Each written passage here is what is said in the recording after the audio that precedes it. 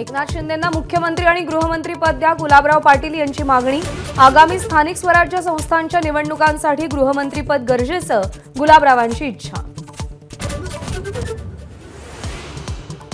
अजित पवारांच्या दिल्लीवारीचं कारण एबीपी माझाच्या हाती, स्ट्राईक रेटच्या आधारे राष्ट्रवादीला मंत्रिपद वाढवून हवीत, शिवसेने एवढीच मंत्रिपद देण्याची मागणी।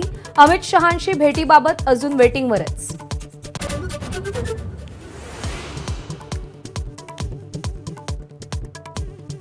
अजित पवार दिल्लीत कोणासाठीही वेटिंगवर नाहीत। अजित पवारांनी अमित शहांच्या भेटीची वेळ मागितलीच नाही, राष्ट्रवादीचे प्रदेशाध्यक्ष सुनील तटकरेंचं स्पष्टीकरण।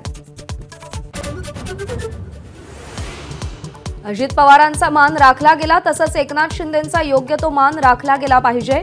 केसरकरांच्या वक्तव्याची चर्चा, तर मान कसा राखायचा दिल्लीनं ठरवावं, केसरकरांचं आवाहन। एकनाथ शिंदेंच्या भेटीनंतर गिरीश महाजनांनी देवेंद्र फडणवीसांची भेट घेतली, शिंदेंसोबतच्या चर्चेची फडणवीसांना माहिती दिली। दिल्लीतील महाशक्तीच राज्यात खेळ करतेय, संजय राऊतांचा गंभीर आरोप। अजित पवार आणि एकनाथ शिंदेंमध्ये भांडण लावण्याचा भाजपचा प्रयत्न, राऊतांचा दावा।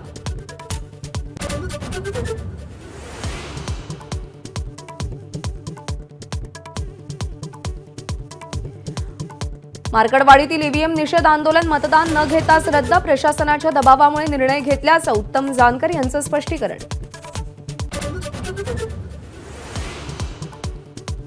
विधानसभेतल्या पराभवानंतर उद्धव ठाकरेंचं मिशन महापालिका, मुंबईतील सर्व माजी नगरसेवकांची आज बैठक। एकनाथ शिंदेंकडून महापालिका निवडणुकीसाठी सज्ज राहण्याचे आदेश।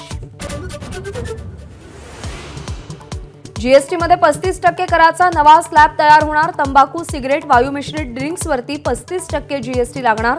21 तारखेच्या जीएसटी काउन्सिलच्या बैठकीत अंतिम निर्णय।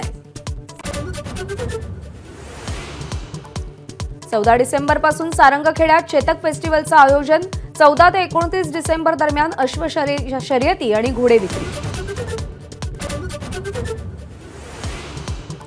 रमाकांत आचरेकरांच्या स्मृती स्मारकाचं आज शिवाजी पार्कमध्ये लोकार्पण, भारतरत्न सचिन तेंडुलकर आणि मनसे अध्यक्ष राज ठाकरे उपस्थित राहणार।